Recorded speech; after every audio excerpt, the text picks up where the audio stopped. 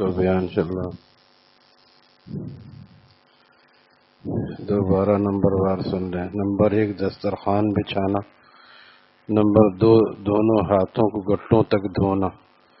Number 3 بسم اللہ پڑھنا بلند آواز سے. نمبر 4 داہنے ہاتھ سے کھانا.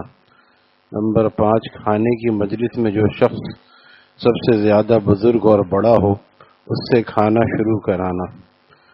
نمبر 6 کھانا ایک قسم کا ہو تو اپنے سامنے سے کھانا. نمبر 7 اگر کوئی لقمہ گر جائے تو اٹھا کر صاف کر کے کھا لینا. نمبر 8 ٹیک لگا کر نہ کھانا.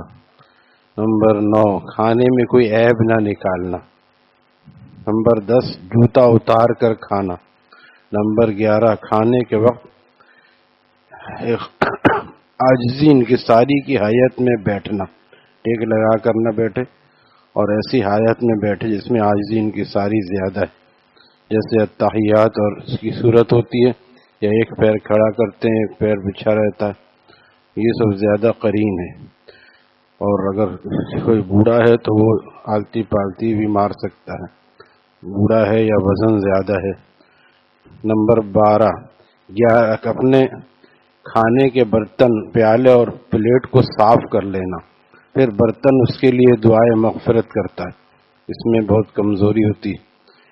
اما عائشہ صدیقہ رضی اللہ تعالیٰ عنہ فرماتی ہیں کہ آپ اپنے برتن کو اتنا صاف کرتے تھے کہ میں اس اور برتنوں سے ممتاز ہوتا تھا، میں پہچان جاتی تھی. اس میں آر نہیں کرنی چاہیے، برتن کو صاف کرنا چاہیے. برتن دعا دیتا ہے اعتقک اللہ من النار کما اعتقتنی من الشیطان. اللہ تعالیٰ تجھے آگ سے آزاد کرے جیسا تو نے مجھے شیطان سے آزاد کیا. کوئی بھی چیز ہو، بہت سے لوگ چائے پی کے تھوڑی سی چھوڑ دیتے ہیں، کولڈ ڈرنک پی کے تھوڑی سی چھوڑ دیتے ہیں. ہمارے تعالیٰ فرماتے ہیں گویا یہ بتانا چاہ رہے ہیں کہ ہمارے پاس کمی نہیں ہے، 7 پشتوں کے ہم نواب چلے آ رہے ہیں. حالانکہ یہ رزق ہے، اس کا فرمایا کہ رزق کو صاف کرو. تمہیں معلوم نہیں کہ برکت برتن کے کس حصے میں ہے، لہذا جو بھی چیز ہو اس کو پورا صاف کرے. فیرنی یا ایسی چیزیں جو آدمی کھاتا ہے اس کو پہلے ہمارے والا چمچے سے کھاتے تھے، پھر انگلی سے صاف کرتے، کیونکہ چمچے سے پورا صاف نہیں ہوتا، انگلی سے پورا صاف ہوتا ہے. اگر انگلی سے چاٹ لیں تو کیا حرج ہے. اس کو لوگ آر سمجھتے ہیں کہ انگلی سے چاٹ رہا ہے گویا کہ نہتتا ہے. ہم اللہ کے رزق کے معاملے میں نہتے ہیں کیونکہ اللہ نے دیا ہے، اللہ ہمیں دیکھ رہا ہے. حضرت فرماتے تھے کہ کوئی بادشاہ یا کوئی رئیس تقسیم کر رہا ہو، سیب کیلا ہمارے ہاتھ سے گر جائے تو ہم چھوڑ دیں گے؟ فوراً اٹھا کے اس کو بلکہ دکھانے کے لیے چومیں گے بھی کہ آپ کا دیا ہوا ہدیہ ہم سے گر گیا. حالانکہ کتنے کا ہے؟ 5 10 20 روپے کا ہے، لیکن ایک جو دیکھ رہا ہے اس کے سامنے نعمت کی قدر ہوتی. تو اللہ تعالیٰ دیکھ رہے ہیں کہ میرا بندہ کھا رہا ہے، اس لیے اللہ تعالیٰ کی نعمتوں کی قدر کرنی چاہیے. نمبر 13 کھانے کے بعد انگلیوں کو چاٹنا. انگلیوں کو بھی چاٹنا، ایسے ہی جا کے دھو لیتے ہیں، بیسن میں چاول اور سالن چیزیں گر جاتی، انگلیوں کو چاٹ لے اور اس کے بعد پھر دھوئے. پہلے چاٹے پھر دھوئے. اور کھانے کے بعد کی دعا پڑھنا، پہلے چاٹے پھر دھوئے. بہت سے لوگ صرف ٹیشو سے صاف کر لیتے ہیں، اگرچہ مقصد حاصل ہو جاتا ہے، لیکن میں ایک شیخ الحدیث کے ساتھ کھانا کھا رہا تھا، انہوں نے یہ فرمایا، کیونکہ بعض دفعہ آدمی میں نے بھی ٹیشو سے صاف کر لیا، فرمایا روایت میں ہے کہ اگر کھانے کے بعد تم نے ہاتھ نہیں دھویا تو اگر فلاں بیماری ہو جائے تو ہم سے شکایت نہ کرنا. پتہ چلا کہ ہاتھ نہ دھونے سے کھانے کے بعد یہ بیماری کا اندیشہ ہے، اور ایسا بتانا آپ کی اس چیز کو کے اہتمام کو ظاہر کر رہا ہے کہ جس طرح کھانے سے پہلے ہاتھ دھونا سنت ہے، کھانے کے بعد بھی. اگر آدمی جلدی میں اس وہاں بیٹھے ابھی جیسے مہمان ہے اٹھ کے جائے گا، اس وقت میں ٹیشو سے صاف کر لیا لیکن اٹھ کے پھر دھو لیا تو پھر یہ بھی ٹھیک ہے. کھانے کے بعد کی دعا پڑھنا، الحمدللہ الذی اطعمنا وسقانا وجعلنا مسلمین. وجعلنا اور وجعلنا پڑھتے ہیں، وجعلنا اور وجعلنا لام پہ جو زبر ہے اس کے مطلب میں فرق ہوتا ہے. اس لیے الحمدللہ الذی اطعمنا قوا کے ساتھ، وسقانا وجعلنا مسلمین. من المسلمین بھی پڑھتے ہیں اگرچہ بعض روایات میں ہے، لیکن شیخ الاسلام نے فرمایا یہ روایت زیادہ صحیح ہے بغیر منل کے. الحمدللہ الذی اطعمنا وسقانا وجعلنا مسلمین. سب تعریفیں اللہ کے لیے جس نے ہمیں کھلایا پلایا اور مسلمان بنایا. کھاتا پیتا تو کافر بھی ہے، لیکن اللہ کی ناشکری کے ساتھ، کفر کے ساتھ، اور شیطان کے چیلے بھی کھاتے ہیں، لیکن سب کفر کی گندگی کے ساتھ.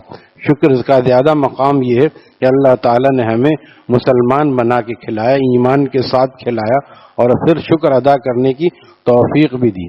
پہلے دسترخوان اٹھوانا پھر خود اٹھنا، پہلے دسترخوان اٹھوانا پھر خود اٹھنا.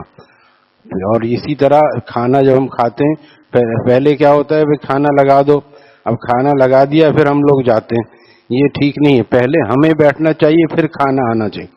چاہے 10 آدمی ہے تو 1-2 آدمی بیٹھ جائے تو بھی ٹھیک ہے، اور آدمی آ رہے ہیں، لیکن کوئی بھی نہیں اور کھانا لگا دیا، یہ کھانے کے اکرام کے خلاف ہے. کیونکہ بات وہی محتاج ہم ہیں، محتاج رزق نہیں ہے. جو محتاج ہو اس کو پہلے پہنچنا چاہیے. دسترخوان بچھا کے پہلے ہم بیٹھ جائیں پھر کھانا آئے. ایک جگہ پہ حضرت ہردوئی رحم اللہ تعالیٰ کی دعوت تھی، ہمارے حضرت والا کے شیخ، تو ان کے کھانا ایسے سجا دیا. مہمان نئے ہوتے ہیں، ان کو اتنا پتہ نہیں ہوتا کہ یہ کیا کیا، کھانا تو بعد میں آنا چاہیے. پھر حضرت کھڑے رہے اور فرمایا سارا کھانا اوپر ٹیبل قریب میں تھی اس پر رکھو، میز پر. پھر سب کھانا میز پہ رکھا گیا. پھر حضرت بیٹھے اور لوگ پھر اٹھا کے دوبارہ لایا گیا. یہ سکھانا ہے. حالانکہ لگا دیا اب کوئی گناہ نہیں ہے، لیکن یہ آداب ہیں کھانے کے کہ کھانا پہلے ہم بیٹھے، کھانا بعد میں لگے. ہم الٹا کرتے کہ ہاں کھانا لگا دو ہم آ رہے ہیں، یہ کھانے کے آداب کے خلاف ہے. دسترخوان اٹھانے کی دعا پڑھنا، ہم دیکھیے کھانے کے بعد کی دعا بھول جاتے ہیں، دسترخوان اٹھانے کی بھی دعا ہے.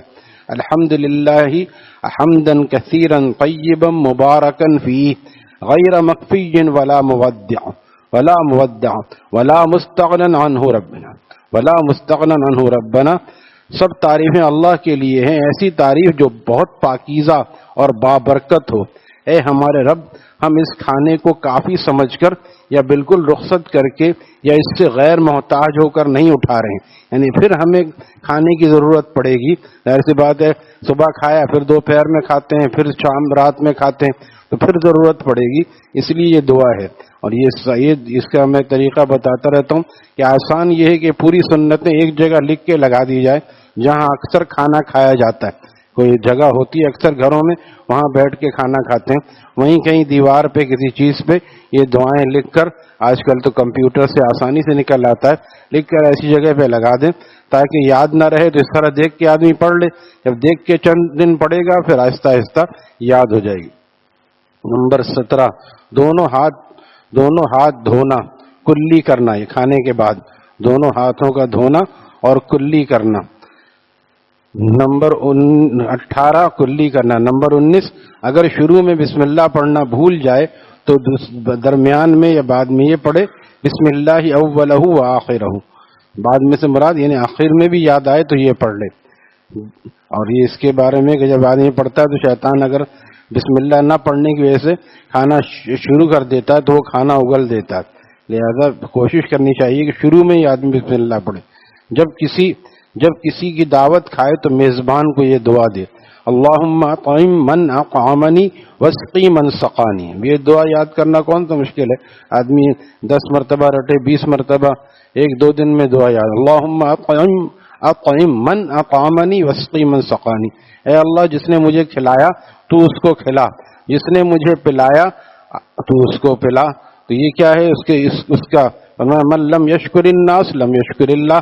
جس نے لوگوں کا شکریہ ادا نہیں کیا اس نے اللہ تعالیٰ کا شکریہ بھی ادا نہیں کیا.